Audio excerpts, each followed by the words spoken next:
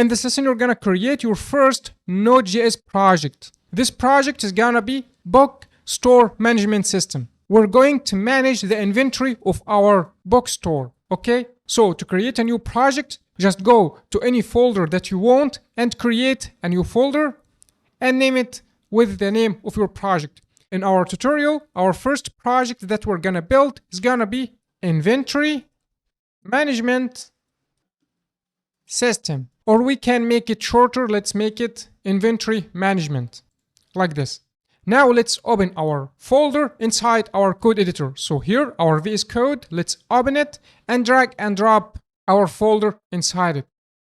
Now to create Node.js project, just open the terminal. To toggle the terminal, here the shortcut. In Mac, just press Ctrl and this string sign here to open the terminal.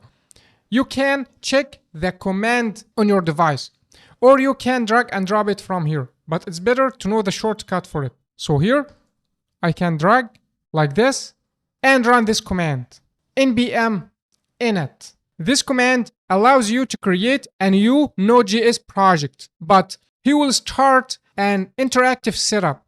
I mean, he will ask you some questions. For example, package name, the version, the description, the entry point, test commands, etc. So we can just add this flag -y to skip those prompts. I mean to skip those questions. So he will create package.json file immediately with default values. So let's press enter.